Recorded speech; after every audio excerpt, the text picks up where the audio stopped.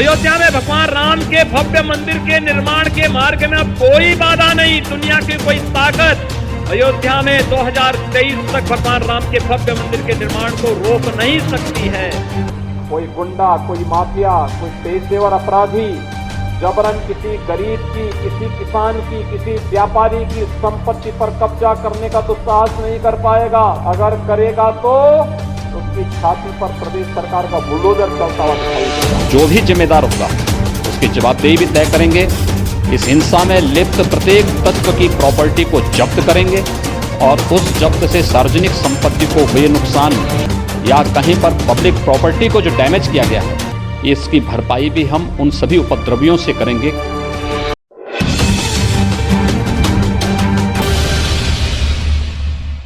नमस्कार, मैं विक्रांत सिंह स्वागत करता हूं आप सभी का द रोस्टेड जर्नलिस्ट में। और आज हम बात करने वाले हैं उत्तर प्रदेश में पानी और गंगा नदियों को हमेशा से ही गंदा पाया गया है। आप जहां कहीं जाएंगे, नाला हो या आप नदी हो, चाहे वो गंगा हो, आपने हमेशा देखा होगा कि ये जो नदियां हैं ये हमेशा गंदी रहती थी। मैन्युफैक्चरिंग करने वाली फैक्ट्रियां जो हैं उनका पूरा का पूरा जो कूड़ा है वो नदियों में आता था और इसी कारण नदियां गंदी होती थी। लेकिन नमामि गंगे एक प्रोजेक्ट था जो कि केंद्र सरकार और राज्य सरकार की मदद से चलाया गया था। इस नमामि गंगे प्रोजेक्ट की वजह से आज देश के अंदर और राज्य उत्तर प्रदेश के अंदर आप देखेंगे कि नदियां जो हैं वो बहुत ज्यादा साफ हो गई हैं। जो कूड़ा फैक्ट्रियों से आता था अब वो कूड़ा पूरे तरीके से रिसाइकल हो जाता है और उसी कूड़े को रिसाइकल करके उसको कहीं और इस्तेमाल किया जाता है। नदियों तक पहुंचने वाला जहर अब नदियों तक नहीं पहुंचता है। नमामि गंगे के प्रोजेक्ट की वजह से ये संभव हो पाया है, जिसमें राज्य सरकार का भी योगदान है। इस वजह से यहाँ केंद्र और राज्य दोनों को यहाँ पर रिपोर्ट कार्ड में अंक मिलते हैं और कहीं ना कहीं राज्य सरकार का भी योगदान। जो नदियां हैं, जैसे वो कुंभ में संगम की बात करें या मेरठ में गंगा की बात करें या बनारस में गंगा की बात करें या घाटों की बात करें, यहां पर कहीं ना कहीं सरकार ने एक बेहतर काम किया है जो आम जनता को अपनी नजरों से दिखता है। और ये आम जनता ही है जो हमें बताती है कि किस तरीके से सरकार ने यहां पर काम किया है।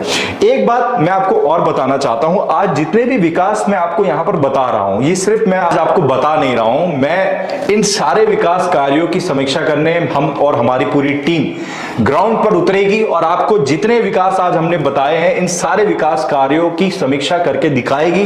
ग्राउंड जीरो से रिपोर्ट दिखाएगी कि किस तरीके से यूपी सरकार ने काम किया है, क्या खामियां हैं, किस तरीके से चीजें और बेहतर हो सकती हैं और क्या उम्दा काम सरकार ने किए हैं। हम दोनों आपको दिखाएंगे, निष्पक्ष होकर दिखाएंगे।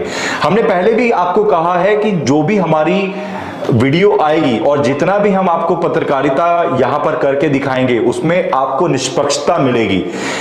जहां सरकार ने उम्दा काम किया है वहां हम सरकार की तारीफ करेंगे, जहां सरकार का विरोध करना चाहिए वहां सरकार का विरोध करेंगे। हमने लॉ एंड ऑर्डर के मामले में सरकार को घेरा है क्योंकि वहां सरकार कहीं ना कहीं घिरती नजर आई है। लेकिन ये आपको मानना होगा कि दंगे भी कम हुए हैं, दंगे एक्चुअली कम हो गए हैं, खत्म हो गए हैं उत्तर प्रदेश से। तो ये भी लॉ एंड ऑर्डर में कहीं ना कहीं एक बेहतर सरकार ने किया जिसकी वजह से हमने उनकी तारीफ करी है। तो जो रिपोर्ट कार्ड है वो आम जनता की तरफ से भी आता है और आम जनता ही वोट देती है, आम जनता ही रिपोर्ट कार्ड देती है। उसी के लिए हम ये पूरी रिपोर्ट आपके सामने रख रहे हैं। साथ ही अगर हम छोटे मोटे और विकास की बात करें, वैसे तो छोटा मोटा विकास नहीं है, विकास तो बड़े ही होते हैं, तो उनकी अगर हम बात करें तो उत्तर प्रदेश सरकार जो है प्रदेश के नागरिकों के लिए अलग अलग योजनाएं लेकर आ रही है। चाहे उसमें सुकन्या योजना हो, चाहे वो किसानों के लिए योजनाएं हो, वो बहुत सारी योजनाएं सरकार जो है इस वक्त चला रही है। और अगर मैं गिनती में बात करूं तो इस वक्त उत्तर प्रदेश के अंदर 50 से ज्यादा सरकारी योजनाएं चल रही हैं जिसमें केंद्र सरकार भी शामिल है। उत्तर प्रदेश के अंदर जो भी सरकारी योजनाएं चल रही हैं जिससे नागरिकों को फायदा मिलेगा उसको भी हम आपके सामने लेकर आएंगे और आपको कोशिश करेंगे, शिक्षित करेंगे कि किस तरीके से उन सरकारी योजनाओं का भी आप फायदा ले सकते हैं। तो किसानों के मामले में भी अगर हम बात करें तो गन्ना किसानों को जो भुगतान हुआ है वो उत्तर प्रदेश में सबसे ज्यादा भुगतान हुआ है। उत्तर प्रदेश गन्ने की फसल उगाने में भी अब नंबर 1 हो चुका है। पहले महाराष्ट्र इसमें नंबर 1 आता था, लेकिन 2017 के बाद से सरकार ने यहां पर काम बेहतर किया है, नीतियां बेहतर करी हैं। किसान फसल बीमा योजना जो कि अपने आप में एक बड़ी शुरुआत थी, उसको भी लागू किया है, जिसकी वजह से फसलों में बढ़ोतरी देखने को मिली है। और यही कारण है कि उत्तर प्रदेश कृषि के मामले में भी और गन्ना के मामले में नंबर 1 बन चुका है।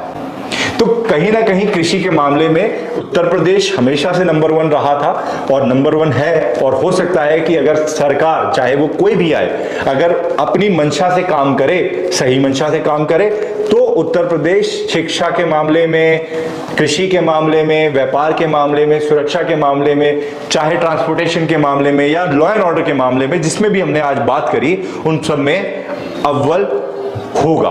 हमारे द्वारा दी गई जानकारी आपको कैसी लगी? अगर आपको लगता है कि हमने निष्पक्ष होकर यहां पर बात रखी है, तो मैं आपसे रिक्वेस्ट करूंगा कि इस वीडियो को लाइक करें, शेयर करें और हाँ, हमारे चैनल को सब्सक्राइब करना ना भूलें। इसी के साथ मुझे इजाजत दीजिए। नमस्कार।